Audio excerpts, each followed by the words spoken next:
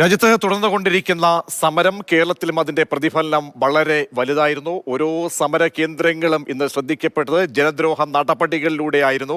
നമുക്ക് ഓരോ ഇടങ്ങളിലെ കാഴ്ചകളൊന്ന് പരിശോധിക്കാം. അതിഥികൾ ചേരുന്നുണ്ട്. തിരുവനന്തപുരത്തേക്ക് പോയി കഴിഞ്ഞാൽ ആറ്റിങ്ങൽ മിനി സിവിൽ സ്റ്റേഷനിൽ ജോലിക്ക് എത്തിയവരെ പണിമുടക്ക് അനുകൂലികൾ തടഞ്ഞു.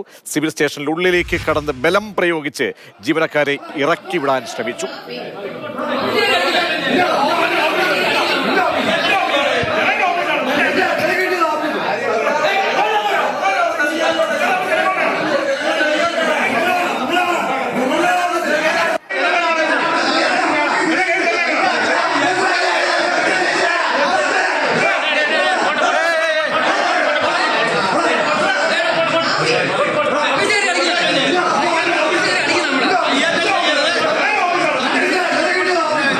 പത്തനംതിട്ടയിലേക്ക് പോയി കഴിഞ്ഞാൽ കോയിപ്പുറം പഞ്ചായത്തിൽ ജോലിക്കെത്തിയവർക്ക് നേരെയും പ്രതിഷേധം ഉണ്ടായി. അവിടുത്തെ കാഴ്ചകൾ കൂടി അങ്ങനെ ഓരോ ജില്ലകളിലെയും കാഴ്ചകൾ അമ്പരപ്പിക്കുന്നതും ആയിരുന്നു. അവിടെ പത്തനംതിട്ട കോയിപ്പുറത്ത് നിന്നുള്ള ദൃശ്യങ്ങളാണ് ഇപ്പോൾ നമ്മൾ കണ്ടുകൊണ്ടിരിക്കുന്നത്.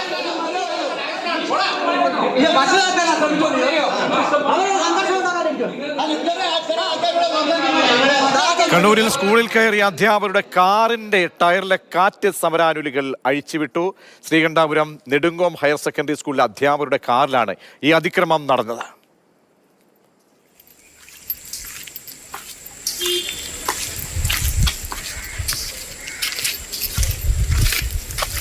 തിരുവനന്തപുരം ആറ്റിങ്ങലിൽ ജോലിക്കെത്തിയ ഹയർ സെക്കൻഡറി അധ്യാപകനായ അനൂപിനെ പ്രതിഷേധക്കാർ മർദ്ദിച്ചതായും പരാതിയുണ്ട്. സ്കൂളിലെത്തിയ പ്രതിഷേധക്കാരുടെ വീഡിയോ എടുക്കാൻ ശ്രമിക്കുകയും അവരെ തടയാൻ ശ്രമിച്ചപ്പോഴാണ് കയ്യേറ്റമുണ്ടായത്. ആറ്റിങ്ങൽ ഗവൺമെന്റ് VHSSലാണ് ഈ സംഭവം ഉണ്ടായത്.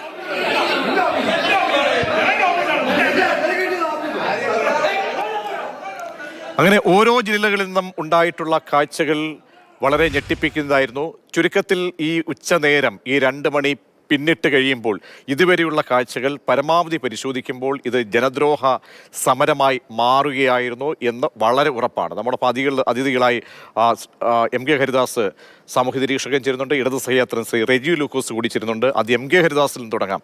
ശ്രീ ഹരിദാസ്, അതായത് കേന്ദ്ര സർക്കാരിൻ്റെ ജനവിരുദ്ധ തൊഴിലാളി വിരുദ്ധ നയങ്ങൾക്കെതിരെയാണ് ട്രേഡ് യൂണിയൻ സംഘടനകൾ രാജ്യവ്യാപകമായിട്ടുള്ള സമരം ഇന്ന് പ്രഖ്യാപിക്കുകയും സമരം തുടരുകയും ചെയ്യുന്നത്. ഈ 2 മണിക്ക് ശേഷം വരെയുള്ള കാഴ്ചകൾ പരിശോധിക്കുമ്പോൾ ഈ സമരത്തെ എന്ത് പേരിട്ട് വിശേഷിപ്പിക്കാനാണ് ശ്രീ MK ഹരിദാസിന് തോന്നുന്നത്? ഗുണ്ടായിസവും പ്രഹസനവും ചേർന്നിട്ടുള്ള ഒരു പ്രത്യേക സാഹചര്യത്തിൽ രാഷ്ട്രീയ നേതാക്കൾ നടത്തുന്ന ഒരു നാടകമായിട്ടാണ് ഞാൻ ഇതിനെ കാണുന്നത്. 1999 മുതലാണ് ഞാനിത് ശ്രദ്ധിക്കാൻ തുടങ്ങിയത്. ഈ 2 ദിവസം ദേശീയ പണിമുടക്ക് എന്ന പേരിൽ കേരളത്തിൽ മാത്രം ഇത്തരത്തിലൊരു പ്രഹസനം നടത്തുന്നത്. ഈ 99-ൽ 1-ാം UPA മന്ത്രിസഭയ്ക്ക് പിന്തുണ നൽകിയവരല്ലേ ഈ ഇടതുപക്ഷ ജനാധിപത്യ മുന്നണി എന്ന് പറയുന്ന പാർട്ടി, അല്ലെങ്കിൽ CPM എന്ന് പറയുന്ന പാർട്ടി? എന്തുകൊണ്ട് അന്നും അവരുടെ മുദ്രാവാക്യം ഇത് തന്നെയായിരുന്നു: തൊഴിൽ നിയമങ്ങൾ പരിഷ്കരിക്കുക, സ്വകാര്യവൽക്കരണം ഒഴിവാക്കുക, കരാർ തൊഴിലാളികൾക്ക് വേണ്ടിയിട്ടുള്ള കരാർ തൊഴിലാളികളെ എടുക്കുന്നത് നിർത്തിവെക്കുക തുടങ്ങിയിട്ട് അന്ന് തൊട്ട് തുടങ്ങിയിട്ടുള്ള ഒരു മുദ്രാവാക്യമല്ലേ ഇത്? എന്നിട്ട് ആ 99-ലെ മന്ത്രിസഭയിലെ അംഗങ്ങളായിട്ടുള്ള ഇവർക്ക് ഏതെങ്കിലും സാഹചര്യത്തിൽ ഇതിൽ എന്തെങ്കിലും ഒന്ന് മാറ്റാൻ, എന്തെങ്കിലും ഒരു നിയമത്തിനെ ഒന്ന് പരിഷ്കരിക്കാൻ വേണ്ടിയിട്ട് സാധിച്ചു? അപ്പൊ അവിടുന്ന് 25 കൊല്ലത്തെ ചരിത്രം എടുത്തു കഴിഞ്ഞു കഴിഞ്ഞാൽ അടുത്ത കൊല്ലം ഈ സമയത്ത് നമ്മൾ ഈ വിഷയം ഒന്ന് ചർച്ചയ്ക്ക് എടുത്തു കഴിഞ്ഞു കഴിഞ്ഞാൽ ഇവരുടെ എന്തെങ്കിലും ആവശ്യം ഇതിൽ അംഗീകരിക്കപ്പെടുമെന്ന് ഇവർക്ക് തോന്നുന്നുണ്ടോ? അപ്പൊ ഇത്തരത്തിൽ ജനങ്ങളെ ബുദ്ധിമുട്ടിപ്പിച്ചുകൊണ്ട് ജനങ്ങളുടെ നേരെ രാഷ്ട്രീയ ഗുണ്ടായിസം എടുത്തുകൊണ്ട് നടത്തുന്ന കേവല പ്രഹസനം മാത്രമാണ് ഇന്ന് കേരളത്തിൽ നടക്കുന്നത്. രാഷ്ട്രീയം തൊഴിലാക്കിയവർ അതിലൂടെ പണസമ്പാദനം നടത്തിയിട്ട് ജനങ്ങൾക്ക് ഞങ്ങളുടെ അണ്ടറിലാണ് ജനങ്ങളെന്ന് വരുത്തി തീർത്തിട്ട് മറ്റുള്ളവരെ ബോധ്യപ്പെടുത്താൻ നടത്തുന്ന ഒരു പ്രഹസനമാണ് ഈ പണിമുടക്കായാലും ഹർത്താലായാലും എന്തായാലും. സ്വന്തം അധ്വാനിച്ച് ഈ ഹർത്താൽ പ്രഖ്യാപിച്ചിട്ടുള്ള, ക്ഷമിക്കുന്ന ഈ പണിമുടക്ക് പ്രഖ്യാപിച്ചിട്ടുള്ള എത്ര പേര് തൊഴിലിന്റെ മഹത്വം അറിയാവുന്നവരുണ്ട്? പ്രതീക്ഷ, ഇവരാരെങ്കിലും ഒരു തൊഴിലെടുത്തിട്ടുള്ളവരാണോ? ഈ TP രാമകൃഷ്ണൻ അടക്കം ഇന്ന് അദ്ദേഹം പറഞ്ഞു, ഞങ്ങൾ 5 മാസം മുമ്പ് പ്രഖ്യാപിച്ചിട്ടുള്ളതാണ് ഈ സമരം എന്നുള്ളത്. 5 മാസം മുമ്പ് ഇദ്ദേഹം പ്രഖ്യാപിച്ചു കഴിഞ്ഞാൽ ഇതിനോട് അനുകൂലിക്കാൻ എനിക്ക് സൗകര്യമില്ലെങ്കിൽ ഞാൻ പണിയെടുത്തുണ്ടാക്കിയ പൈസ കൊണ്ട് ഞാൻ വാങ്ങുന്ന കാറിലോ 2 വീലറിലോ റോഡിലേക്ക് ഇറങ്ങരുതെന്നും, ഞാൻ എന്റെ പൈസ കൊണ്ട് സമ്പാദിച്ചിട്ടുള്ള പെട്ടിക്കട നടത്തരുതെന്നും, ഞാനൊരു മീൻ കച്ചവടം നടത്തുന്നെങ്കിൽ അത് മറച്ചിടാനുള്ള അനുവാദം ഇവർക്ക് ആരാണ് കൊടുത്തത്? ഇതിന് രാഷ്ട്രീയ ഗുണ്ടായിസം എന്നല്ലേ പറയാ, സംഘടിത രാഷ്ട്രീയ ഗുണ്ടായിസം.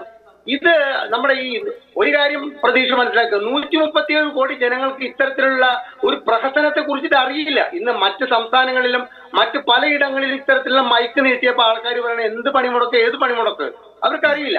അപ്പൊ 137 കോടി ജനങ്ങളെ ബാധിക്കാത്ത കേവലം 3 കോടി ജനങ്ങൾ, 3,40,00,000 മാത്രമുള്ള ജനങ്ങളുള്ള കേരളത്തിലെ ഈ ഗുണ്ടായിസം എന്ന് പറയുന്നത് ഇത് ഭരണത്തിന്റെ മറവിൽ കാണിക്കുന്ന ഒരു രാഷ്ട്രീയ ഗുണ്ടായിസത്തിനപ്പുറം ഇത് ഒന്നും നേടാൻ പോകുന്നില്ല.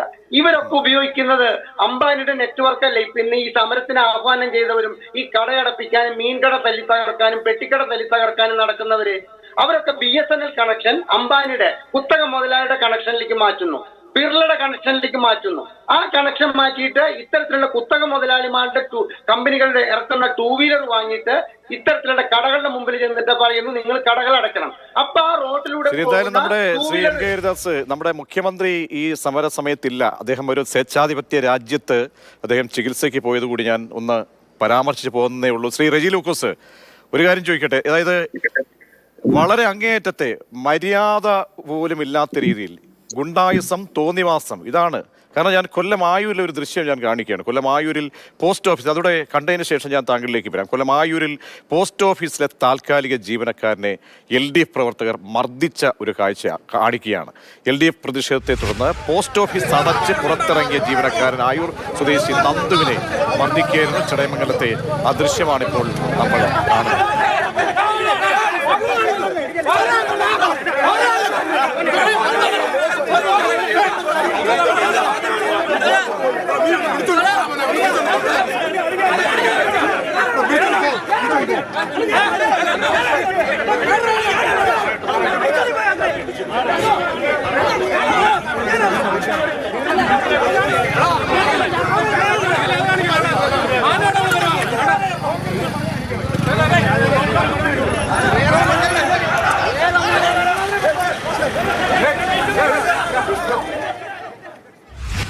ഇപ്പൊ ശ്രീ റെജി ലൂക്കോസ്, ഇതൊക്കെയാണ് കാഴ്ചകൾ. അപ്പോൾ ഈ സമരത്തെ ഞങ്ങൾ സാധാരണക്കാരായ ജനങ്ങൾ എന്ത് പേരിട്ട് വിളിക്കണം? അല്ല, സാധാരണക്കാരെ ജനങ്ങൾ നേടിയെടുത്തത് സമരത്തിലൂടെയും അവരുടെ ജീവിത സാഹചര്യങ്ങളെയും തൊഴിൽ സുരക്ഷയ്ക്കും വേണ്ടിയിട്ട് അവൻ നേടിയെടുത്തത് സമരങ്ങളിലൂടെയാണ്. ആ സമരങ്ങൾ പാടില്ല എന്നുള്ള നിർവചനങ്ങള് അതൊരു പരിഷ്കരണ സമൂഹത്തിൽ ചേർന്നാണെന്നുള്ളത് ആദ്യം ചിന്തിക്കണം. രണ്ടാമത്തെ വ്യവസ്ഥ എന്ന് പറയുന്നത് ഇവിടെ ഈ സമരത്തിനെടുത്ത CITO CPM മാത്രമല്ല, BMS ഒഴിച്ചുള്ള എല്ലാ ട്രേഡ് യൂണിയൻ സംഘടനകളും ഇന്ത്യ മുന്നണി തന്നെ ഇതിന് നേതൃത്വം കൊടുത്തുകൊണ്ടാണ് ഇപ്പൊ ഇന്ത്യയിൽ വ്യാപകമായിട്ട് സമരം നടത്തുന്നത്. ഒരു കാര്യം ഞാൻ സമ്മതിക്കുന്നു, അതിന്റെ പേരിൽ ആരെങ്കിലും മർദ്ദിക്കുകയോ മോശമായ രീതിയിൽ പെരുമാറുന്നതിനോടൊന്നും യോജിക്കാൻ പറ്റത്തില്ല. അതൊന്നും അതിന്റെ പേരിൽ സംഘടനയെ ആക്ഷേപിക്കുന്നതിനോടും യോജിപ്പില്ല. രണ്ടാമത്തെ കാര്യം, ഞാൻ ചോദിക്കുന്നില്ല ഈ റോഡിലേക്ക് വാഹനവുമായിട്ട് ഇറങ്ങുന്ന ആളുകളെ, കാരണം നിങ്ങൾ ഭരിക്കുന്ന സർക്കാരാണ്, നിങ്ങളുടെ അവിടുത്തെ ഓഫീസ് അല്ലെങ്കിൽ സർക്കാർ ഓഫീസിലേക്ക് തിരുവനന്തപുരത്തെ കാഴ്ചകൾ തന്നെ പറയുകയാണ്. തിരുവനന്തപുരത്തേക്ക് ആളുകൾ വരികയാണ്, ആളുകൾ പലരും വന്ന് ഇറങ്ങുമ്പോഴെന്നാണ് അവർക്ക് പോകാൻ അനുവദിക്കുന്നില്ല, അവരൊരു വാഹനം ചലിപ്പിക്കാൻ അനുവദിക്കുന്നില്ല, ആ രീതിയിൽ തടയുന്നു, അല്ലെങ്കിൽ ഏതെങ്കിലും ഒരു സ്ഥാപനം തുറക്കാൻ സമ്മതിക്കുന്നില്ല. അപ്പോൾ ഇതൊരു ഇതിനെന്ത് പേരിട്ട് വിളിക്കണം? ഗുണ്ടായിസം അല്ലെ ക്രിമിനലിസം എന്നല്ലേ പറയേണ്ടതിനെ? അല്ല, ഈ തൊഴിലാളികളോടും തൊഴിൽ സംസ്കാരത്തിനോടും യോജിക്കാത്തവർ പല പേരുകളും ഉപയോഗിക്കും. പക്ഷെ നിങ്ങളത് മനസ്സിലാക്കണം, ഈ രാജ്യം സ്വാതന്ത്ര്യത്തിന് ശേഷം നേടിയെടുത്ത ഒരു തൊഴിൽ മേഖലയും തൊഴിൽ സംസ്കാരവും തൊഴിലധിഷ്ഠിതമായിട്ടുള്ള അവകാശങ്ങളും പുതിയ കേന്ദ്ര സർക്കാരിന്റെ ലേബർ കോഡിലൂടെ തള്ളിക്കളയുന്നത്, എടുത്തു കളയുന്നത് എങ്ങനെ നീതീകരിക്കാൻ പറ്റും? അത് പ്രജീഷിനെയും എല്ലാവരെയും ബാധിക്കുന്ന വിഷയങ്ങളാണ്. അതായത് 100-ൽ കൂടുതൽ തൊഴിലാളികളുടെ ഒരു സ്ഥാപനം പിരിച്ചുവിടാനോ അത് നിർത്തലാക്കാനോ സർക്കാരിന് 22 കോടികളുടെ അനുമതി വേണം. ഇപ്പോൾ 300 വരെയുള്ള തൊഴിൽ സ്ഥാപനങ്ങളിലെ തൊഴിലാളികളെ പിരിച്ചുവിടുകയോ അല്ലെങ്കിൽ ആ സ്ഥാപനത്തിനെ കൂട്ടുന്നതിന് ആരുടെ അനുമതി വേണം? അങ്ങനെയുണ്ടെങ്കിൽ പാവപ്പെട്ട ആളുകൾ തിരുവനന്തപുരത്തേക്ക് വരുമ്പോൾ, തിരുവനന്തപുരത്ത് അല്ലെങ്കിൽ ഒരു മെഡിക്കൽ കോളേജിലോ അല്ലെങ്കിൽ മറ്റ് ആവശ്യങ്ങൾക്കോ വേണ്ടി വരികയാണ്, അവരെന്ത് ചെയ്യണം? അല്ല, ആ ചോദ്യം പ്രസക്തമായത് മറുപടി ഉണ്ട്. എന്താണെന്ന് വെച്ചാൽ ഇത് 4-5 മാസങ്ങൾക്ക് മുമ്പേ പ്രഖ്യാപിച്ചതാണ് പണിമുടക്ക്, പൊടുതിനെ പ്രഖ്യാപിച്ചതല്ല. പണിമുടക്കുകൾക്ക് ഞാൻ ചോദിക്കട്ടെ, കാരണം 4-5 മാസം മുമ്പ് എന്തായാലും CPM അല്ലെങ്കിൽ ട്രേഡ് യൂണിയൻ അല്ലെങ്കിൽ ഇന്ത്യ മുന്നണിയൊക്കെ പ്രഖ്യാപിച്ച സമരമാണെന്ന് താങ്കൾ പറഞ്ഞല്ലോ. പക്ഷേ ഈ അസുഖത്തിന് അറിയത്തില്ലല്ലോ. അയ്യോ, CPM പ്രഖ്യാപിച്ച സമരമാണല്ലോ, ഒരു അസുഖം എന്തായാലും അത് കഴിഞ്ഞിട്ട് ഈ സമരം കഴിഞ്ഞിട്ട് വരാമെന്ന് അസുഖം അങ്ങനെ തോന്നത്തില്ലല്ലോ. അപ്പൊ എന്ത് രീതിയിലാണ് നിങ്ങൾ ഇതിനെ വ്യാഖ്യാനിക്കുന്നത്? എവിടെയെങ്കിലും 1-2 ഒറ്റപ്പെട്ട സംഭവങ്ങൾ ഉണ്ടായതിന്റെ പേരിൽ കേരളം ഒറ്റപ്പെട്ട സംഭവമല്ല ശ്രീ റെജി ലൂക്കോസ്, കണക്കിന്. കാരണം ആ സമയമില്ലാത്തതുകൊണ്ടാണ്, അരമണിക്കൂർ സമയമേ ഉള്ളൂ നമുക്ക്. എല്ലാം കാണിച്ചിങ്ങനെ ദൃശ്യങ്ങളായിട്ട് നമ്മൾ കാണിച്ചുകൊണ്ടിരിക്കുന്നുണ്ട്. ഓരോ സ്പെസിഫിക് ആയിട്ട് പറഞ്ഞു കഴിഞ്ഞാൽ അങ്ങേയറ്റത്തെ ഗുണ്ടായിസമാണ് കാണിക്കുന്നത്. അവിടെ നമ്മളെല്ലാവരും പറയില്ല, ചില ആളുകളെയൊക്കെ തന്നെ കയറൂരി വിട്ടേക്കുന്നത് പോലാണ്. ഒരു സ്ഥാപനം തുറക്കുമെന്ന സ്ത്രീകളെ ഭീഷണിപ്പെടുത്തുകയാണ്. ഒന്ന് ആലോചിച്ച് നോക്കൂ, സ്ത്രീകളെ ഭീഷണിപ്പെടുത്തുന്നു, ടയർ ഊരി. ഒരു പാവപ്പെട്ട കേരളത്തിലെ കാഴ്ച മാത്രമേ ഉള്ളൂ. ഈ സമരത്തിൽ ഏറ്റവും എടുത്തു പറയേണ്ട ഒരു കാഴ്ചയാണ്. ഒരു KSRTC കണ്ടക്ടർ ഹെൽമെറ്റ് ധരിച്ചുകൊണ്ട് ഇത് യാത്ര ചെയ്യുകയാണ്. അത് കേരളത്തിലെ മാത്രം ഒരു പ്രത്യേക കാഴ്ചയാണത്. അല്ല, ഹെൽമെറ്റ് ധരിച്ചുകൊണ്ട് ഡ്രൈവർ വണ്ടി ഓടിച്ചത് അത് സോഷ്യൽ മീഡിയയിൽ താരമാകാനുള്ള ഒരു തന്ത്രമാണ്. അത് നമുക്ക് ആർക്കും കണ്ടറിയാം. അതൊക്കെ ഇവിടെ അത് നിങ്ങളൊക്കെ പൊലിപ്പിച്ച് കാണിക്കുന്നുണ്ട്. ഇവിടെ അത്രയ്ക്കും വലിയ സുരക്ഷിതമില്ലായ്മ കേരളത്തിലുണ്ടോ? ഞാനൊരു കാര്യം പറയാം, നിങ്ങൾ ഈ വർണ്ണിച്ചു വരുന്നത് സർക്കാർ ഉദ്യോഗസ്ഥരുടെ തൊഴിൽ സുരക്ഷയ്ക്ക് വേണ്ടിയിട്ടുള്ള സമരമാണെന്നുള്ളത് അല്ല. ഇന്ത്യയിലെ തൊഴിലെടുക്കുന്ന എല്ലാ മനുഷ്യരുടെയും ജീവിതോപാധികൾ കെട്ടിയടയ്ക്കുന്ന രീതിയിലുള്ള മുതലാളിത്ത സംസ്കാരങ്ങളും മുതലാളിക്ക് വേണ്ടിയിട്ടും മുതലാളിത്ത സംസ്കാരമൊക്കെ പറയുമ്പോഴേ നേരത്തെ ഇദ്ദേഹം പറഞ്ഞ ശ്രീ MK ഹരിദാസ് പറഞ്ഞതുപോലെ തന്നെ മുതലാളിത്ത സംസ്കാരം പറയുമ്പോൾ തിരിച്ചും നമ്മൾ ചിന്തിക്കണം. ഇല്ല, നിങ്ങളിപ്പോ നേരത്തെ ഒരു കാര്യം പറഞ്ഞല്ലോ, സാമ്രാജ്യത്തെ സ്വേച്ഛാധിപത്യ രാജ്യത്തിലേക്ക് പിണറായി വിജയൻ പോയതുകൊണ്ട് ആ രാജ്യത്ത് ജീവിച്ചതാണെന്നുള്ളതൊക്കെ പറയാം. ആ രാജ്യത്തിന് സമരങ്ങൾ അരങ്ങേറാറുണ്ട്. തൊഴിലാളികളുടെ സംരക്ഷണത്തിന് വേണ്ടിയിട്ട് അവരുടെ ജീവിതത്തിന് വേണ്ടിയിട്ടും വൃത്തികെട്ട നിയമങ്ങൾ ഉണ്ടാക്കിയിട്ടുണ്ട്. അവിടെ സമര പരമ്പരകൾ നടക്കാറുണ്ട്. അത് കേരളത്തിന് ഇന്ത്യയിൽ മാത്രമല്ല, അതൊക്കെ തെറ്റായ നിർവചനങ്ങളാ. പിന്നെ അമേരിക്ക ഒരു സ്വേച്ഛാധിപത്യ രാജ്യമൊന്നുമില്ല, അതൊരു ജനാധിപത്യ രാജ്യമാണ്. ഇന്ത്യയിൽ നിങ്ങളിപ്പോ പറയുന്നതനുസരിച്ചാണ് കേരളത്തിൽ മാത്രമേ സമരമുള്ളൂ. തെറ്റാ. 4 മാസങ്ങൾക്ക് ശേഷം തെരഞ്ഞെടുപ്പ് നടക്കാൻ പോകുന്ന ബീഹാറിൽ ഈ സമരം പൂർണ്ണ വിജയമാണ്. അത് മനസ്സിലാക്കണം. അത് എന്തിനോടുള്ള സൂചന? ജനത്തിന്റെ നെഞ്ചത്ത് കയറിയാണോ ശ്രീ റെജി ലൂക്കോസ് പൂർണ്ണ വിജയം? നോക്ക്, ഇവിടെ ഇന്ന് അടികൊണ്ടതിന്റെ എണ്ണം എത്ര പേർക്ക് അടികൊണ്ടത്, എത്ര പാവങ്ങളെയാണ് ദ്രോഹിച്ചിട്ടുള്ളത്. ഇന്ന് എത്ര ആ എണ്ണം ഞാൻ കാണിക്കുക, ആ ദൃശ്യങ്ങൾ കാണുകയാണ്. എത്ര പേർക്ക് ഇത് ഏൽക്കേണ്ടി വന്നു, എത്ര പേർക്കാണ് അതിന്റെ പ്രഹരം ഏൽക്കേണ്ടി വന്നത്. അപ്പോൾ നിങ്ങൾ പറയുന്നതെല്ലാം ന്യായങ്ങൾ, ഒരു തൊഴിലാളി വിരുദ്ധ അല്ലെങ്കിൽ വരുന്ന അല്ലെങ്കിൽ എന്തിനു വേണ്ടിയാണ് സമരങ്ങൾ എന്നൊക്കെയാണ് അതിന്റെ നിർവചനങ്ങളൊക്കെ ശരിയാണ്. പക്ഷേ ഈ കാഴ്ചകൾ എന്താണ്? ഇതിനാരും സമാധാനം പറയണം. ഇവിടെ പാർട്ടി ഭരിക്കുന്ന CPM ഭരിക്കുന്ന ഒരിടത്താണിത് ഈ കാഴ്ചകൾ. അല്ല, ഞാൻ ചോദിക്കട്ടെ, BJP ഭരിക്കുന്ന കേന്ദ്ര സർക്കാർ കൊണ്ടുവന്ന തൊഴിൽ കോഡിനോട് ഈ ലേബർ കോഡിനോട് പ്രതീക്ഷ ചോദിക്കാൻ പറ്റും? ഒറ്റ ചോദ്യം, മറുപടി പറയും. ഒരിക്കലുമില്ല. ഞാൻ പറഞ്ഞല്ല, ഒരു അത്തരം ജനവിരുദ്ധ നയങ്ങൾ അത് ചോദ്യം ചെയ്യപ്പെടണം. അതിൻ്റെ ഒരു പാർലമെന്റ് ഉണ്ട്. ആ പാർലമെന്റിൽ ഒരു പ്രതിപക്ഷ പാർട്ടിയെ നമ്മൾ നിൽക്കുന്നതാണ്. എല്ലാ പ്രതിപക്ഷ പാർട്ടിക്കും അവിടെയൊക്കെ പ്രതിഷേധിക്കാനുള്ള അവകാശം കൊണ്ട് അതിനെപ്പോഴത്തേക്ക് ഒരു സമരപാതയിലേക്ക് എത്തുമ്പോൾ സമരം നടത്തണം. സമരത്തിൽ കൂടെ അതിന്റെ തീച്ചുളയിലൂടെ വന്ന പാർട്ടിയും അല്ലെങ്കിൽ അങ്ങനെയുള്ള പാരമ്പര്യമൊക്കെ തന്നെയാണ് നമുക്കുള്ളത്. പക്ഷെ ഇങ്ങനെ ഒരു അക്രമ സമരം, ഇത് ജനങ്ങൾ എന്ത് ചെയ്യണം? നോക്കാം, ആ ദൃശ്യങ്ങൾ നോക്കണം. എത്ര പാവങ്ങളെയാണ് തെരുവിലിട്ട് തല്ലാൻ നോക്കുന്നത്. എത്ര പേര് മേളിൽ കയ്യൂക്ക് കാണിക്കുകയാണ്. പ്രതീക്ഷ പാർലമെന്റിൽ അത് ഉന്നയിക്കാവരെന്ന് ചോദിക്കുന്നത് എന്ത് ന്യായമാണ്? പാർലമെന്റ് അംഗങ്ങൾക്ക് മാത്രമേ ഉള്ളൂ. അല്ല, ഞാൻ പറഞ്ഞതല്ല, ഓരോ ഘട്ടങ്ങൾ ഞാൻ പറഞ്ഞതാണ്. ജനങ്ങൾക്ക് പ്രതിഷേധിക്കണം, പാർട്ടികൾക്ക് പ്രതിഷേധിക്കണം, എല്ലാം വേണം. പക്ഷെ ഇങ്ങനെയാണോ ചെയ്യേണ്ടത്? ഞാൻ സാമാന്യമായിട്ട് ചോദിക്കുകയാണ്. എത്ര പേർക്കാണ് ഇത് മർദ്ദനമേൽക്കുന്നത്? എത്ര പേര് ഭയന്ന് ഓടുകയാണ്, ഓഫീസൊക്കെ അടച്ച് ഓടുകയാണ്. എത്ര സ്ത്രീകൾ പേടിച്ചോടുകയാണ്. നല്ല ഭാഷയിലാണ് അവരുടെ അടുത്ത് സംസാരിക്കുന്നത്, കയ്യൂക്ക് കാണിക്കും. ഞാൻ അങ്ങേലേക്ക് മടങ്ങിയെത്താം. ശ്രീ MK ഹരിദാസ്, എങ്ങനെ ഇതിനെയൊക്കെ ന്യായീകരിക്കാൻ പറ്റും? അവിടെ ഒരു കേന്ദ്ര സർക്കാരിനെതിരായ പ്രതിഷേധം അല്ലെങ്കിൽ തൊഴിൽ കോഡ്, ലേബർ കോഡുകൾ, ഇതൊക്കെ നമുക്ക് അതിനെതിരെ ശബ്ദിക്കാനുള്ള ഫോറങ്ങൾ തന്നെയാണ് ഈ സമരങ്ങൾ. പക്ഷെ അതിന്റെ രീതികൾ എങ്ങോട്ടാണ് മാറുന്നത്? അതിനെ എങ്ങനെ ന്യായീകരിക്കും ഇവര്? ഒന്ന്, ശ്രീ റെജി ലൂക്കോസ് പറഞ്ഞിട്ടുള്ള ഒരു കാര്യമുണ്ട്. അമേരിക്ക കുത്തക മുതലാളിത്ത രാഷ്ട്രമല്ല. അതൊക്കെ അവിടെ നിൽക്കട്ടെ. കാരണം ഞാനും കുറച്ചു കാലം DYFIയിൽ പ്രവർത്തിച്ചിട്ടുണ്ട്. അന്ന് പറഞ്ഞ് പഠിപ്പിച്ച കാര്യങ്ങൾ അതൊന്നും ഇപ്പൊ ചർച്ച ചെയ്യാനുള്ള അവസരമല്ല. അമേരിക്കയിൽ പോയത് അത് കുത്തക മുതലാളിത്ത രാഷ്ട്രമല്ല എങ്കിൽ അത് കുത്തക മുതലാളിത്ത രാഷ്ട്രത്തിലെ തൊഴിലാളികളുടെ വേദന പഠിക്കാനല്ല ഇവിടുന്ന് ഒരാൾ അങ്ങോട്ട് കെട്ടുകടി എടുത്തിട്ട് പോയിരിക്കുന്നത്. നമ്പർ 1 ആരോഗ്യ കേരളത്തിൽ നിന്ന് ചികിത്സ തേടിയിട്ടാണ് അവിടേക്ക് പോയിരിക്കുന്നതെന്ന് റെജി ലൂക്കോസ് മനസ്സിലാക്കുക. അല്ലാണ്ട് അവിടുത്തെ തൊഴിലാളികൾ എങ്ങനെയാണ് അവകാശങ്ങൾ നേടുന്നതെന്ന് പഠിക്കാനല്ല അദ്ദേഹം അങ്ങോട്ട് പോയിരിക്കുന്നത്. 2, ഞാൻ ശ്രീ റെജി ലൂക്കോസിനോട് ചോദിക്കട്ടെ, ഈ TP രാമകൃഷ്ണൻ അടക്കം ഈ കേരളത്തിലെ സമുന്നതരായ ഒരു ഡസൻ നേതാക്കന്മാർക്ക് ഇത്തരത്തിൽ ജനങ്ങളെ ബുദ്ധിമുട്ടിക്കുന്ന ഒരു സമരത്തിൽ നിന്ന് മാറിയിട്ട് തൊഴിൽ മന്ത്രാലയത്തിന് മുമ്പിലെ ഒരു 24 മണിക്കൂർ നിരാഹാര സത്യാഗ്രഹം നടത്താനോ, ആ സത്യാഗ്രഹത്തിലൂടെ ഈ സമരത്തിന്റെ ഇത്തരത്തിലുള്ള തൊഴിലാളികൾക്ക് ആവശ്യമായിട്ടുള്ള കേന്ദ്രത്തിന്റെ നിയമങ്ങളിൽ പൊളിച്ചെഴുത്ത് നടത്താത്ത നയം തുടരുകയാണെങ്കിൽ സ്ഥിരമായിട്ട് ഗാന്ധിജിയുടെ ആശയം ഉൾക്കൊണ്ടുകൊണ്ട് അവിടെ ഓരോരുത്തർക്കായിട്ട് ഒരു നിരാഹാര സമരം നടത്തിയിട്ട് ഇത്തരം ആവശ്യങ്ങൾ നിറവേറ്റിയെടുക്കാൻ ധൈര്യമുണ്ടോ എന്ന് ഈ ചർച്ചയിലൂടെ ഞാൻ വെല്ലുവിളിക്കുകയാണ്. ചെയ്യില്ല. കാരണം അത് മേലെണ്ണം കണ്ട പണിയാണ്.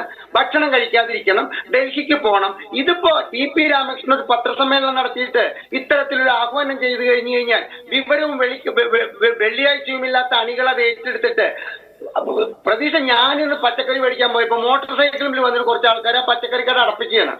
ആ അടപ്പിക്കാൻ റോട്ടിൽ കൂടെ പോകുന്ന 2 മോട്ടോർ സൈക്കിൾ തടുത്തിട്ട് അതിന്റെ ചാവി ഊരിയെടുക്കുകയാണ്. എന്തൊരു അന്യായമാണെന്ന് ആലോചിച്ച് നോക്കൂ. ഇവർക്ക് മോട്ടോർ സൈക്കിൾ ഓടിച്ചിട്ട് കടകൾ അടപ്പിക്കാം. ഒരു പച്ചക്കറി കട റെജി ലൂക്കോസ് അടച്ചിട്ട് കഴിഞ്ഞിട്ട് പിറ്റേ ദിവസം തുറക്കുമ്പോൾ ആ പച്ചക്കറി കടക്കാരനുള്ള നഷ്ടത്തെ കുറിച്ചിട്ട് നിങ്ങൾ ഓർക്കണ്ടേ? ഇന്ന് കേരളത്തിന്റെ നമ്മുടെ സാമ്പത്തിക സ്ഥിതിയിൽ ഇന്ന് കേരളത്തിൽ നോക്കൂ, ഇവിടെ ശുചിമുറികൾ പൂട്ടിയിടുകയാണ്. ശുചിമുറികൾ ഒന്ന് ആലോചിച്ച് നോക്കണം. ശുചിമുറികൾ പൂട്ടിയിട്ടുള്ള സമരം എന്ന് പറഞ്ഞത് എന്താണ്? ആ സമരത്തിന്റെ ആ കയ്യൂക്കാണ്. അവിടെയൊക്കെ ഇന്ന് മുദ്രാവാക്യം വിളിയും കയ്യൂക്കും അവര് മുകളിൽ ആ കാണിക്കുന്ന ചേഷ്ടകളൊക്കെ കണ്ടു കഴിഞ്ഞാൽ എന്താണ് നമ്മൾ ഒരു അസാധാരണ സാഹചര്യത്തിലേക്കാണ് പോകുന്നത്. ശുചിമുറികൾ പൂട്ടിയിടുക. ഞാനേ പ്രതീക്ഷ, ഗുരുവായൂര് ഒരു ക്ഷേത്ര നഗരിയാണ്.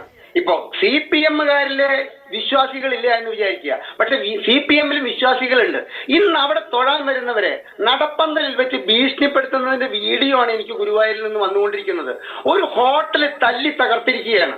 കാരണം ഇന്ന് ഗുരുവായൂർ തൊഴാൻ വരുന്നവർ പോലും ബുദ്ധിമുട്ടണം എന്നുള്ള ഒരു പിടിവാശി സമരക്കാർക്കുണ്ട് എന്നുള്ളതിന് ഇതിനപ്പുറം റെജി ലൂക്കോസ് പറഞ്ഞു ഒറ്റപ്പെട്ട സംഭവമല്ല റെജി ലൂക്കോസ്. ഇവിടെ പരക്കെ വ്യാപകമായിട്ട് ജനങ്ങൾക്ക് 5 മാസം മുമ്പ് അവർ ആഹ്വാനം ചെയ്തിരുന്നു. നേരത്തെ ഇവരെ ആഹ്വാനം ചെയ്യാനാരാ?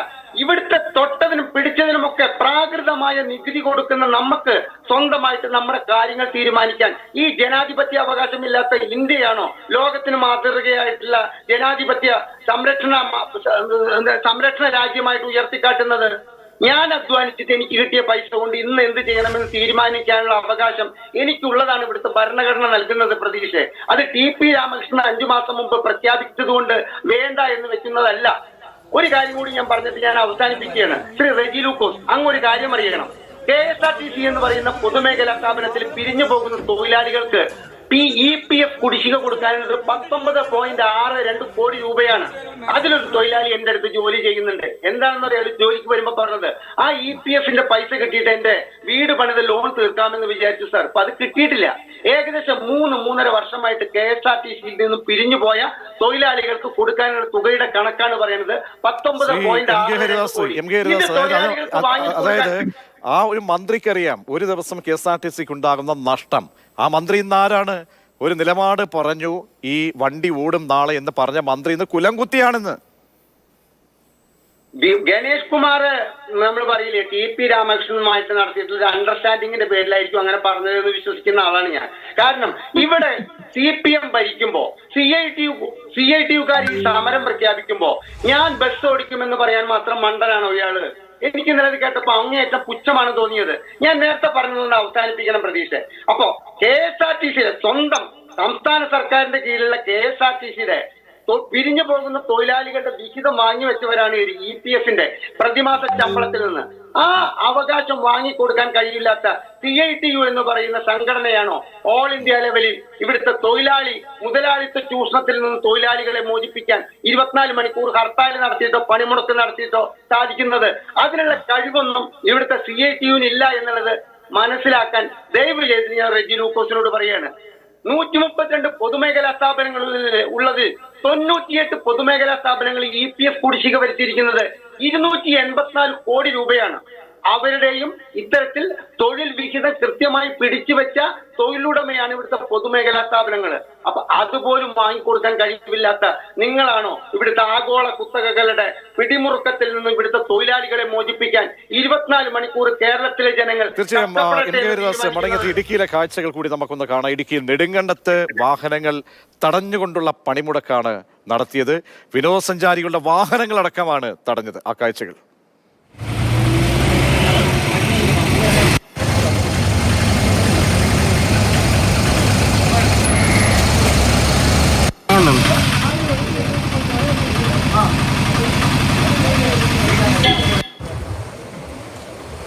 തിരുവനന്തപുരം കാട്ടാക്കടയിലേക്ക് വന്നു കഴിഞ്ഞാൽ അവിടെ കണ്ടക്ടറെ സമരാനുകൂലികൾ മർദ്ദിച്ചു എന്ന പരാതി വരികയാണ്. നെയ്യാറ്റിൻകര ഡിപ്പോയിലെ കണ്ടക്ടർ ഷിബുവിനാണ് മർദ്ദനമേറ്റത്.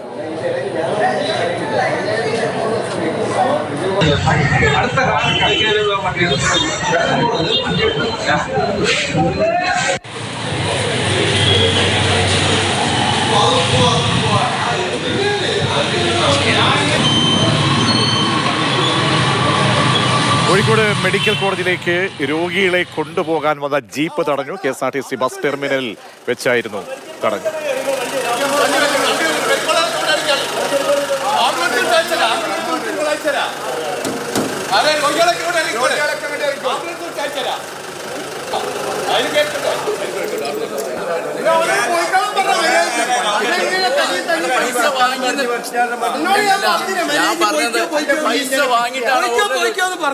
പൈസ വാങ്ങിട്ട ഓർഡർ ചോദിച്ചാൽ നമ്മൾ എന്താ പറയാ?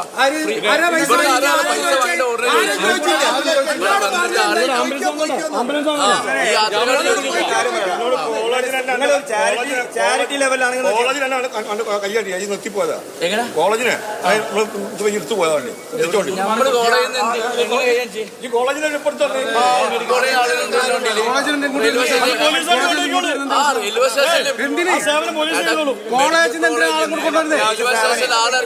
അത്യാവശ്യം സേവനം അവിടെ പോലീസുകാർ ആരെയും ചെയ്യാൻ നിങ്ങൾ അറിയിക്കോ കേട്ടോ.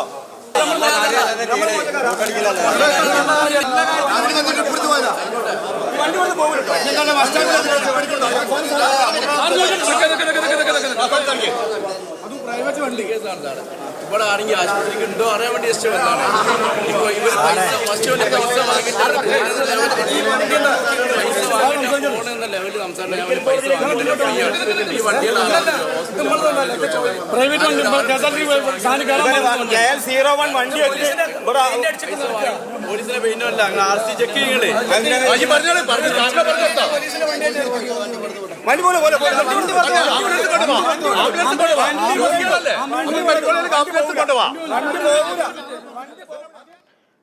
ചർച്ചയിലേക്ക് തിരികെ എത്താം. ശ്രീ റെജി ലൂക്കോസ്, നേരത്തെ നമ്മൾ ബ്രേക്കിന് മുൻപ് കണ്ട ദൃശ്യങ്ങളുണ്ടല്ലോ. കാരണം ആശുപത്രിയിലേക്ക് രോഗികളുമായി പോകാൻ വന്ന വാഹനമാണ് തടഞ്ഞിടുന്നത്. ഒന്ന് ആലോചിച്ച് നോക്കണം. ആ ഡ്രൈവർ പറയുകയാണ് അവസ്ഥ, രോഗിയെ കൊണ്ടുപോകാൻ വേണ്ടി വന്ന വാഹനമാണ്. അപ്പോൾ ഒരു രീതിയിലും മനുഷ്യത്വം കാണിക്കാതെ ഒരു നടപടി അതിനെ എങ്ങനെ, അതുകൊണ്ടാണ് ഞാൻ നേരത്തെ ചോദിച്ചത് ഈ സമരത്തെ എന്ത് പേരിട്ട് വിളിക്കണം എന്നുള്ളത്. കാരണം അതുപോലും കേൾക്കാൻ തയ്യാറാകുന്നില്ല എങ്കിൽ നേതാക്കന്മാർ ആഹ്വാനം ചെയ്യുന്നു, അണികൾ ഇറങ്ങുന്നു. അവിടെ വട്ടം കൂടി ആർക്ക് പോലും എന്തിനു വേണ്ടിയാണ് ഈ സമരം നടത്തുന്നത് എന്ന് ചോദിച്ചാൽ ആർക്കും, ഭൂരിപക്ഷം പേർക്കും അറിഞ്ഞുകൂടായിരിക്കാം എന്തിനു വേണ്ടിയാണ് ഈ സമരം, അല്ലെങ്കിൽ സമരം പ്രഖ്യാപിച്ചിരിക്കുന്നത് എന്തിനു വേണ്ടിയാണ് എന്ന് അറിയില്ല അവർക്ക്.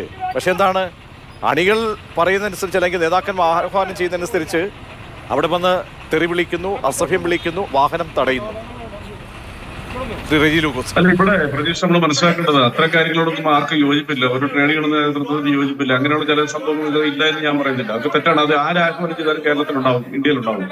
പക്ഷെ ഇവിടെ ഹരിദാ സാറിന് അമർഷം മുഴുവൻ CIT-നോടും CPM-നോടാണ്. അതെനിക്ക് മനസ്സിലാകുന്നില്ല. ഇത് CPM-ന്റെയോ CIT-ന്റെയോ മാത്രം ഒരു സമരമല്ല. BJP-യുടെ തൊഴിലാളി സംഘടനയായ VMS ഒഴിച്ചുള്ള എല്ലാ സംഘടനകളും ഇന്ത്യ മുന്നണികളും കൂടി സംയുക്തമായിട്ടാണ് ഈ സമരം നടത്തുന്നത്. 5 മാസങ്ങൾക്ക് മുമ്പേ ഇത് പറഞ്ഞത്, അഡ്വാൻസ് നോട്ടീസ് കൊടുത്ത് വലിയ വ്യാപകമായ പ്രചരണങ്ങൾ നടത്തി. കേരളത്തിൽ എവിടുത്തെ ഏത് മനുഷ്യരും അറിയാം. പിന്നെ എമർജൻസി ആയിട്ടുള്ള ചില കാര്യങ്ങളിൽ മനുഷ്യർ വരും, സ്വാഭാവികമായിട്ട് അറിയാതെ വരുന്ന അജ്ഞരായിട്ടുള്ള ചില ആളുകൾ, പിന്നെ രോഗികൾ, ഇവരെ ഒന്നും തടയുന്നതിനോടൊന്നും യോജിപ്പില്ല. പക്ഷേ സമരം അഖിലേന്ത്യാ തലത്തിൽ നടത്തുമ്പോൾ ഇത്രയ്ക്കും ഈ ഇന്ത്യയുടെ ഏറ്റവും വലിയ തൊഴിലാളി വിരുദ്ധ, അത് ഗവൺമെന്റ് ഉദ്യോഗസ്ഥന്മാർക്ക് മാത്രമല്ല, തൊഴിലെടുക്കുന്ന എവിടെയും ഏത് തൊഴിലാളികളുടെയും ജോലി ഏത് നിമിഷവും ഫയർ ചെയ്യാനുള്ള അല്ലെങ്കിൽ പുറത്ത് കളയാനുള്ള അധികാരം ഒരു തൊഴിലുടമയ്ക്ക് നൽകാന്ന് പറഞ്ഞാൽ ഈ രാജ്യത്തിന്റെ ജനാധിപത്യത്തിനും തൊഴിലാളി അവകാശങ്ങൾക്ക് എന്ത് വിലയുള്ള, അതിനെതിരെ പ്രതികരിക്കണ്ടേ? ഇവിടെ പൗരത്വ നിഷേധ നിയമത്തിനെതിരെ പാർലമെന്റിൽ MP-മാരെ നിശബ്ദരാക്കാൻ വേണ്ടിയിട്ട് 153 MP-മാരെ സസ്പെൻഡ് ചെയ്തൊരു ഭരണകൂടമാണ് ഇന്ത്യയിൽ ഭരിച്ചുകൊണ്ടിരിക്കുന്നത്. അവരുടെ അടുത്ത് അവരുടെ നീചമായ പ്രവർത്തനങ്ങൾക്കെതിരെ പാർലമെന്റിൽ MP-മാർ ശബ്ദം ഉയർത്തിയോട് മാത്രം കാര്യങ്ങൾ തീരുവോ? രാജ്യം പ്രതികരിക്കണം. ആ പ്രതികരണം രാജ്യം നടത്തും. നിങ്ങളെ എന്നെ എല്ലാം ബാധിക്കുന്ന ഒരു വിഷയമാണ്. ഒരു ദിവസത്തെ പണിമുടക്കൊണ്ടൊന്നും ഈ രാജ്യം സ്തംഭിച്ചു പോകുന്നില്ല. സ്വാഭാവികമായിട്ട് മുൻകൂട്ടി അറിയിച്ചിരിക്കുന്ന ഏതൊരു സമരത്തിനും ഇത്തരം ചില വിഷയങ്ങൾ ഉണ്ടാകാം. അതൊക്കെ സഹിച്ചിട്ടാണ് ഈ രാജ്യം സ്വാതന്ത്ര്യം നേടിയത്. ഇതിലൊക്കെ എത്രയോ സമരങ്ങൾ ഈ രാജ്യം കണ്ടിരിക്കുന്നു. അതുകൊണ്ട് തൊഴിലെടുക്കുന്നവന്റെ ജീവിതത്തെ തകർത്ത് കളഞ്ഞുകൊണ്ട് അവന് തൊഴിലവസരങ്ങൾ നിഷേധിക്കപ്പെടുന്ന നിയമത്തെ എങ്ങനെ അംഗീകരിക്കാൻ പറ്റും? അത് ജനങ്ങൾ രംഗത്തിറങ്ങും. അതുകൊണ്ടല്ലേ ഇന്ത്യ കണ്ട ഈ അടുത്ത കാലത്ത് ഏറ്റവും കൂടുതൽ ജനകീയ മുന്നേറ്റ സമരമായിട്ട് മാറിയിരിക്കുന്നു. ബീഹാർ മാത്രമല്ല, ഇപ്പൊ കിട്ടുന്ന വാർത്തകൾ മധ്യപ്രദേശിലും UP-യിൽ വരെ വലിയ രീതിയിലുള്ള വിജയമാണ് ഈ ഇത് നേടിയിരിക്കുന്നത്. കൊൽക്കത്ത, അവിടെ ഞങ്ങളുടെ ശക്തി എത്ര നിങ്ങൾക്ക് അറിയാമല്ലോ. ബംഗാളിൽ അതുപോലെ തന്നെ പിന്നെ ഹിമാചൽ പ്രദേശിൽ പോലും ഇപ്പൊ വാർത്തകൾ വന്നുകൊണ്ടിരിക്കുന്നത് എന്താ കാരണം? തൊഴിലെടുക്കുന്ന ഓരോ തൊഴിലാളികളുടെയും ജീവിതത്തിന് വിലക്കേർപ്പെടുത്തുന്ന മുതലാളിക്ക് വേണ്ടി മാത്രം നിയമിക്കുന്ന ഒരു ലേബർ കോഡ്, അല്ലെ അങ്ങനെ വന്നിരിക്കുന്ന ഒരു ലേബർ കോഡിനെതിരെ ഈ രാജ്യം പ്രതികരിക്കുന്നത് ലോക സഹജമായിട്ടുള്ള ഒരു സമരമാണ്. ലോകത്തിൽ എവിടെ വന്നാലും തൊഴിലാളികളെ വെല്ലുവിളിച്ചാൽ അവിടെ സമരം അരങ്ങേറും. അതുകൊണ്ട് ഞാൻ അമേരിക്കയുടെ ചരിത്രം പറഞ്ഞത്. അതുകൊണ്ട് ഒരു കാര്യം ഞാൻ പറയാം, ഈ സമരത്തിലെ എവിടെയും ഒറ്റപ്പെട്ട 1-2 സംഭവങ്ങളുടെ പേരിൽ ഇത് തെറ്റാണെന്നും ഇത് ശരിയല്ല എന്നും പറയുന്നത് തൊഴിലാളികളോടും പണിയെടുക്കുന്ന ജനങ്ങളോടുള്ള ഏറ്റവും ഒരു കടുത്ത വഞ്ചനയാണ്. അങ്ങനെ ഒരു നിലപാടെടുക്കരുത്. അത് പ്രിയപ്പെട്ട ഹരിദാസ് സാറിനെ പോലുള്ളവര്, സാമൂഹ്യ നിരീക്ഷകര് ഇത്തരം തൊഴിൽ നിഷേധ സമരത്തിന് അനുകൂലമായിട്ടാണ് നിങ്ങൾ പ്രതികരിക്കേണ്ടത്. നമ്മളൊക്കെ ശ്രീ എം കെ ഹരിദാസ്, അതപ്പം കോഴിക്കോട് ഈ ചീത്തവിളി കേട്ട, അസഭ്യവർഷം കേട്ട ആ കാർ ഡ്രൈവറും അല്ലെങ്കിൽ ജീപ്പിന്റെ ഡ്രൈവർ സഹിക്കണം, ആയൂരിൽ അടിയേറ്റ് വാങ്ങിയ ആ യുവാക്കൾ സഹിക്കണം, ടയറിന്റെ കാറ്റൂരി വിട്ടല്ലോ, അപ്പോൾ അതിന്റെ വാഹന ഉടമകൾ സഹിക്കണം. കാരണം ഇതൊരു തൊഴിലാളി വിരുദ്ധ, ജനവിരുദ്ധ നയത്തിനെതിരെയുള്ള സമരമാണ്. റിലയൻസ് ഔട്ട്ലെറ്റുകൾ അടിച്ചു തകർക്കാനും അതിന് മുന്നിൽ സമരം നടത്താനും ഇവരുടെ കൂടെ കൂടിയിട്ടുള്ള ഒരാളാണ് ഞാൻ എറണാകുളത്ത് വന്ന സമയത്ത്. അപ്പോ അവിടെ ആ സമരത്തിന് നേതൃത്വം നൽകിയ, ഞാൻ പങ്കെടുത്ത സ്ഥലത്തെ സമരത്തിന് നേതൃത്വം നൽകിയ നേതാവിനെ ഈയിടെ ഞാൻ റിലയൻസിന്റെ സൂപ്പർ മാർക്കറ്റിൽ വെച്ച് കണ്ടു. അപ്പൊ അദ്ദേഹം പറഞ്ഞത് എന്താണെന്നറിയോ പ്രതീക്ഷേ? അതൊക്കെ ആനമണ്ടത്തരമായ സമരങ്ങളായിരുന്നു. നമ്മൾ ദീർഘവീക്ഷണമില്ലാതെ നടത്തിയിട്ടുള്ള സമരങ്ങളാണ്. ഇന്ന് ഫ്രഷ് പച്ചക്കറിയോ ഫ്രഷ് സാധനങ്ങളോ വേണമെങ്കിൽ നമുക്ക് റിലയൻസിൽ വരണം. അപ്പൊ അതൊക്കെ നമുക്ക് ഇവർ കുറച്ച് കഴിഞ്ഞു കഴിഞ്ഞാൽ ഈ സമരം ഞങ്ങൾ അന്ന് നടത്തിയത്, ഇത്തരത്തിലുള്ള പണിമുടക്ക് നടത്തിയിട്ട് കേരളത്തിൽ മാത്രം ജനങ്ങൾക്ക് ഇത്രയേറെ ബുദ്ധിമുട്ടുകൾ നൽകിയത് അങ്ങേയറ്റം, ഞാൻ നേരത്തെ സംസാരിച്ചപ്പോൾ കുറച്ച് വികാരാധീനായത്, ഇത്തരം പ്രശ്നങ്ങളിൽ ഇന്നത്തെ എന്റെ സഞ്ചിത നഷ്ടം 1,40,000 രൂപയാണ് എന്റെ സ്ഥാപനം തുറക്കാത്തതിന്റെ പേരിൽ. പക്ഷെ ഞാൻ നാളെ എന്റെ 8 തൊഴിലാളികൾ ശമ്പളം കൊടുക്കില്ല എന്ന് പറഞ്ഞു കഴിഞ്ഞാൽ അതൊരു തൊഴിൽ ദ്രോഹമല്ലേ പ്രതീക്ഷ? അപ്പൊ ഇത്തരത്തിൽ ഇന്ന് ജോലിക്ക് വരാത്ത എത്ര തൊഴിലാളികൾക്ക്, എത്ര മുതലാളിമാർ എന്നെ പോലെ ശമ്പളം കൊടുക്കില്ല. അപ്പൊ അവർക്ക് ഇന്ന് വരുന്ന നഷ്ടം, തൊഴിൽ ചെയ്യാത്തതിന്റെ പേരിൽ എനിക്ക് വേതനം കിട്ടാത്തൊരു സാഹചര്യത്തിൽ ഈ മുതലാളി, ഈ തൊഴിലോട് എന്താ പറയുക, ഈ തൊഴിലാളി നേതാക്കൾ ഒന്നും ശ്രീ എം കെ ഹരിദാസ്, ഒരു കാര്യം, ഈ ഇറങ്ങുന്ന അല്ലെങ്കിൽ ഈ സമരത്തിൽ ഇറങ്ങി അല്ലെങ്കിൽ നാട്ടുകാർക്ക് നേരെ കയ്യൂക്ക് കാണിക്കുന്ന ആർക്കെങ്കിലും ഈ സമരത്തെ കുറിച്ച് ആർക്കെങ്കിലും ധാരണയുള്ള എത്ര പേര് കാണും? ഒരു ധാരണയില്ല. എന്തിനാണ് ഈ സമരം? ഇപ്പൊ ഇന്നൊരു രസമുണ്ടായി. ഇന്ന് എന്റെ കട അടയ്ക്കണം എന്ന് പറഞ്ഞിട്ട് ഇന്നലെ എന്നെ വിളിച്ചു പറഞ്ഞു, എന്റെ കട തുറക്കരുത് എന്ന് പറഞ്ഞിട്ട് എനിക്കൊരു മുന്നറിയിപ്പ് കിട്ടിയപ്പോൾ ഞാൻ ആ നേതാവിനോട് ചോദിച്ചു, എന്തിനാണ് ഇന്ന് ഈ നടത്തുന്ന പണിമുടക്ക് എന്തിനാണ്? 25 കൊല്ലമായില്ലേ നിങ്ങൾ ഈ അഖിലേന്ത്യാ തലത്തിലൊരു പണിമുടക്ക് എന്ന് പറഞ്ഞിട്ട് കേരളത്തിലെ ജനങ്ങൾക്ക് ഈ ദുരിതം നൽകുന്നത് എന്ന് ചോദിച്ചപ്പോൾ അദ്ദേഹം പറഞ്ഞു, നിങ്ങൾ യൂട്യൂബൊക്കെ നോക്കണമല്ലോ, യൂട്യൂബൊക്കെ നോക്കിക്കഴിഞ്ഞാൽ ഞങ്ങളുടെ നേതാക്കന്മാർ പറയുന്നത് നിങ്ങൾക്ക് മനസ്സിലാവും എന്നാണ് പറയുന്നത്. അപ്പൊ ഈ സമരത്തിന് ഇത്തരത്തിലുള്ള പെട്ടിക്കടകളും മീൻകടകളും അല്ലെങ്കിൽ പച്ചക്കറി കടകളും ഹോട്ടലും തല്ലി തകർക്കുന്ന അണികൾക്ക് സത്യത്തിൽ ഈ സമരം എന്തിനാണെന്ന് അറിയില്ല പ്രതീക്ഷ. അത് തന്നെയാണ് പ്രശ്നം. റജി ലൂക്കോസ് വാചാലനായി വർഗ സമരങ്ങളിലൂടെ മാത്രമാണ് ഇന്ത്യയിൽ എല്ലാ അവകാശങ്ങളും നേടിയെടുത്തിട്ടുള്ളത്. ഒരു ചുക്കും ഈ വർഗ സമരങ്ങളിലൂടെ നേടിയെടുത്തിട്ടില്ലേ റജി ലൂക്കോസ്? 25 കൊല്ലമായില്ലേ ഇതേ മുദ്രാവാക്യം മുഴക്കിക്കൊണ്ട് 2 ദിവസം എന്നുള്ളത് കൂടി നിങ്ങൾ ഔദാര്യം കാട്ടിയിട്ട് 1 ദിവസമാക്കി. ഇത്തരത്തിലുള്ള പ്രാകൃത സമരങ്ങൾ അവസാനിപ്പിച്ചിട്ട് ഞാൻ പറഞ്ഞിട്ടുള്ള സമരം ചെയ്യാൻ പറയും, ഞാനും കൂടെ വരാം. തൊഴിൽ മന്ത്രാലയത്തിന് മുന്നിലെ ഞാനും ഒരു ദിവസം നിരാഹാര സമരം ഇരിക്കാം. ഇന്ത്യയിലെ തൊഴിലാളികൾക്ക് ദ്രോഹകരമായിട്ടുള്ള നടപടിയാണ് കേന്ദ്രം എടുക്കുന്നതെങ്കിൽ അതിനെതിരെ സമരം ചെയ്യാൻ വേണ്ടി ഡൽഹിയിൽ പോയിട്ട് നിരാഹാരം ഇരിക്കുന്നവരുടെ കൂട്ടത്തിൽ റജി ലൂക്കോസിന്റെ കൈ കോർത്ത് പിടിച്ചിട്ട് ഞാനും വരാം. ധൈര്യമുണ്ടെങ്കിൽ ഈ പ്രാകൃത സമരങ്ങൾ അവസാനിപ്പിച്ചിട്ട്, ജനങ്ങളെ ബുദ്ധിമുട്ടിക്കുന്ന ഇത്തരം സമരങ്ങൾ അവസാനിപ്പിച്ചിട്ട് പുതിയ സമരമാർഗങ്ങൾ തേടാൻ വേണ്ടിയിട്ട് റജി ലൂക്കോസിനെ പോലുള്ളവരെ, റജി ലൂക്കോസ് പ്രതിദാനം ചെയ്യുന്ന പാർട്ടി നേതാക്കളോട് പറയാൻ അപേക്ഷ. തീർച്ചയായും അതാണ് ജനങ്ങളുടെ മേലുള്ള ഇരട്ടി പ്രഹരം എന്ന വണ്ണം ഈ സമരം ഇന്നിപ്പോൾ 2:30 കഴിഞ്ഞിരിക്കുന്നു. ഇതുവരെയുള്ള സമരത്തിന്റെ രീതി നോക്കുകയാണെങ്കിൽ ഈ സമരത്തിന്റെ പ്രസക്തി എന്തെന്ന് ജനം തന്നെ തീരുമാനിക്കട്ടെ. അവസാനമായി കൂട്ടിച്ചേർക്കാനുണ്ടെങ്കിൽ ശ്രീ റജി ലൂക്കോസ്. തീർച്ചയായിട്ടും പ്രിയപ്പെട്ട ഹരിദാസ് സാർ, ഈ തൊഴിൽ സമരത്തിനോടുള്ള എതിർപ്പ് ശക്തമാക്കുന്നതിന്റെ കാരണം അദ്ദേഹം തന്നെ പറഞ്ഞു, അതായത് തൊഴിൽ ഉടമയാണ്. അദ്ദേഹത്തിന് തൊഴിലുടമ എന്നുള്ള സ്ഥാനത്ത് ലഭിക്കുന്ന ആനുകൂല്യങ്ങളും സൗകര്യങ്ങളും കേന്ദ്ര സർക്കാർ വർദ്ധിപ്പിച്ചു കൊടുക്കുമ്പോൾ തൊഴിലാളികൾക്ക് എതിരെ അദ്ദേഹം സംസാരിക്കാനായിട്ട് ഈ പണിമുടക്കെതിരെ സംസാരിക്കാൻ അദ്ദേഹം നിർബന്ധിതരാവുകയാണ്.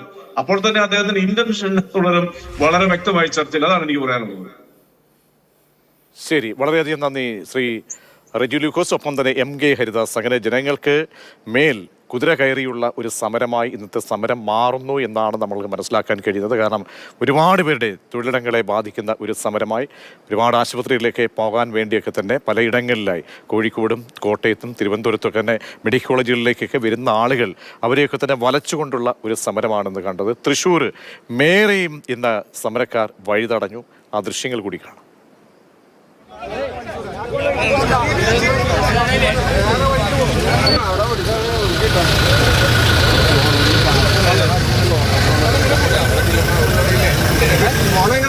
ഇതിനായി ഇവിടെ ഇതിന്റെ വിശദ വിവരങ്ങളെല്ലാം സംസാരിക്കുന്നതിന് വേണ്ടി എന്നാണ് നമ്മൾ കരുതുന്നത്. ഇപ്രാവശ്യം 60 കോടി ജനങ്ങളെങ്കിലും തൊഴിലാളി വർഗം ഈ നിയമത്തെ മറികടക്കുന്നതിന് വേണ്ടിയിട്ടുള്ള സമര പോരാട്ടങ്ങളുമായി മുന്നോട്ട് പോവുക തന്നെ ചെയ്യും. ഇപ്രാവശ്യം നമുക്കറിയാം ഇന്ത്യയുടെ തലസ്ഥാന നഗരിയിൽ കർഷക തൊഴിലാളികളെല്ലാം നടത്തിയ ഐതിഹാസികമായ സമരം, ആ സമരത്തിൽ മുന്നിൽ കേന്ദ്ര സർക്കാരിന് വിട്ടുമുടക്കേണ്ടി വന്നു.